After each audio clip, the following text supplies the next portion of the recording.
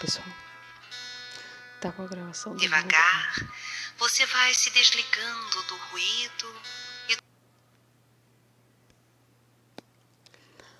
Bom, pessoal, hoje nós vamos falar sobre os dentes. Essa é uma visão da biocibernética bucal, tá? Onde a gente arrumando o físico também reverbera no campo emocional e vice-versa. Pessoal, resumindo, os dentes, eles são a forma como a gente se posiciona na vida, tá certo? Então, sobretudo, a gente pode estar reforçando na questão alimentar, incluindo bastante cálcio, tá bom, na nossa alimentação. Eu gosto muito da parte branca da melancia, mas cada um deve avaliar junto ao seu médico que acompanha o caso de cada um, né? Agora vamos lá. Pessoal, a boca, nós temos a parte de cima e a parte de baixo. Nós vamos analisar aqui, ó. Primeiro na frente nós temos os incisivos, tá? Opa. Aqui, ó, os incisivos centrais. Os incisivos centrais, eles nos falam sobre comportamentos, como a gente se posiciona, tá? Se eles são para trás, são retraídos, a pessoa não se expressa muito. Se eles são para frente, as pessoas não deram limites, né? Na infância, quando criança. Então, por exemplo, a avó mimou muito. Então, se for para frente, tem tendência a ser um pouco invasivo, talvez desrespeitoso, talvez então, talvez extrovertido, vai variar. Vai depender do conjunto, né? Da soma dos fatores que compõem um ser humano em determinado momento. Logo após os incisivos centrais, nós vamos ter aqui, ó, os incisivos laterais. Fica um de cada lado dos incisivos centrais. Os incisivos laterais, eles informam a forma como a gente se relaciona com a herança familiar e social, certo?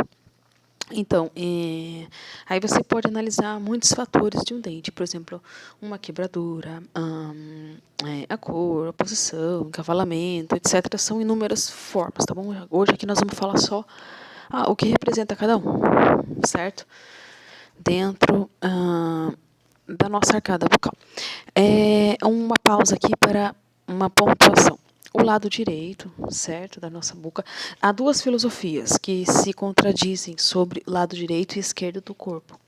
O direito seria, então, eu acredito nessa vertente, para mim faz mais sentido, até que se prove o contrário.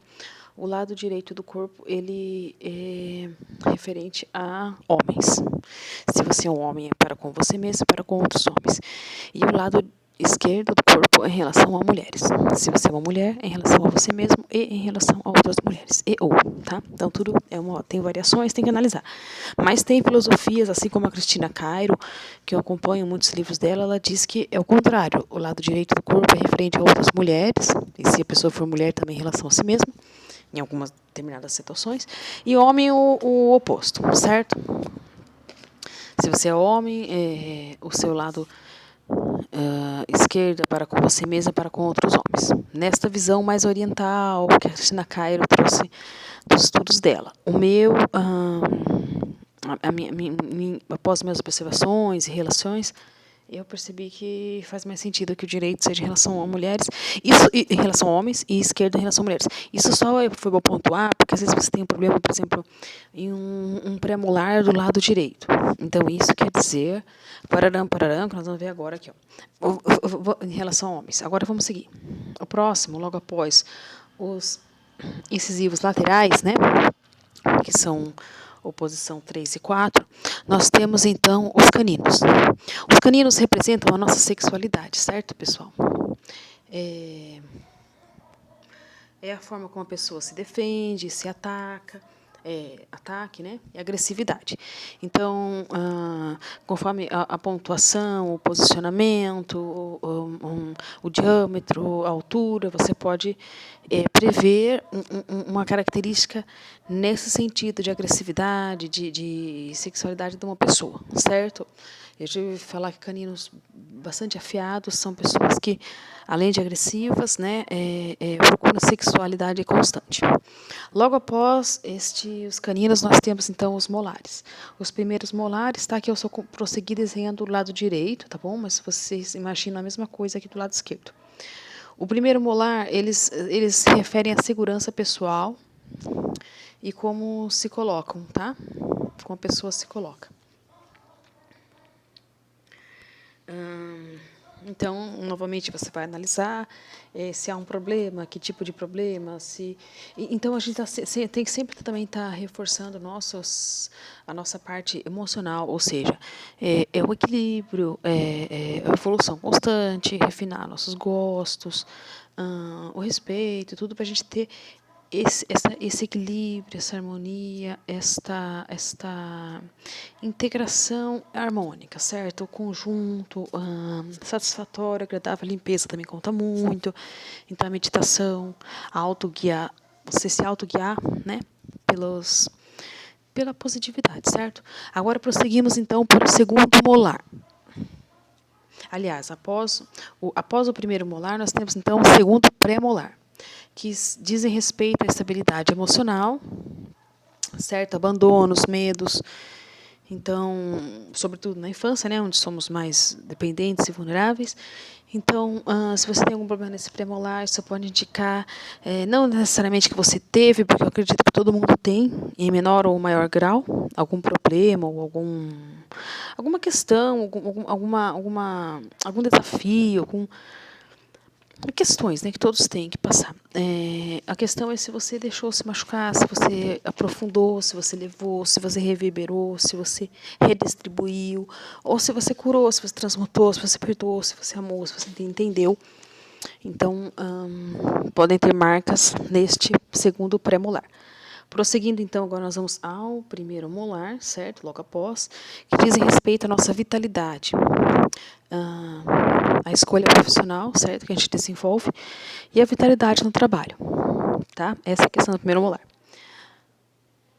Logo após, temos o segundo molar, que diz respeito à paixão por si e o propósito de vida. Pessoal, o segundo molar,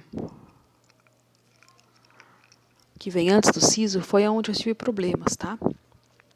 O que me levou a procurar, né, saber sobre isso.